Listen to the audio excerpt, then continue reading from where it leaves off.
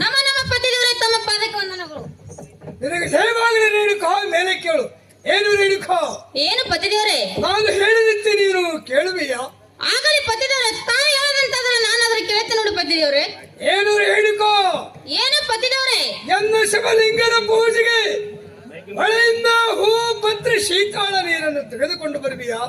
ಆಗಲಿ ಪತಿದೇವರೇ, ತಮ್ಮ ಪೂಜೆಗಾಗಿ ಹೂವ ಪತ್ರೆ ಸೀತಣ್ಣಿ ನಾನಾದ್ರೂ ಬೇಗನಾಗಿ ತೆಗೆದುಕೊಂಡು ಬರ್ತೀನಿ ಪತಿದೇವರೇ. ಏನು ಪತಿದೇವರೇ? ಏನು ರೇಣುಕಾ? ನಾನಾದ್ರೂ ಹೋಗಿ ಬರ್ತೀನಿ ಪತಿದೇವರೇ. ಹೋಗಿ ಬಾ ರೇಣುಕಾ, ಹೋಗು. ಆಗಲಿ ಪತಿದೇವರೇ. ಹೋಗು ರೇಣುಕಾ, ಹೋಗು. ನನ್ನಲ್ಲಿ ಪ್ರತಿಭಕ್ತಿ ಎಷ್ಟರ ಮಟ್ಟಿಗೆ ಇರುವುದೊಂದು ಜ್ಞಾನ ದೃಷ್ಟಿಯಿಂದ ನೋಡುತ್ತೇನೆ. ಓಹೋ, ಬಂಗಾರವನ್ನು ಹೊರಗಲಿಗೆ ಹಚ್ಚಿದಾಗಲೇ ಚೊಕ್ಕ ಬಂಗಾರವೆಂದು ತಿಳಿಯುತ್ತದೆ. ಓಹೋ, ಇವಳನ್ನು ಮೋಡದ ಮರಿಯಲ್ಲಿ ನಿಂತು ನೋಡಲು ಅಥವಾ ಹಳೆ ದಂಡೆ ಮೇಲೆ ಗಿಡ ಮರಗಳ ಬದಿಯಲ್ಲಿ ನಿಂತು ನೋಡಲು ಇವಳನ್ನು ಸರಿಯಾಗಿ ಪರೀಕ್ಷೆ ಮಾಡುತ್ತೇನೆ.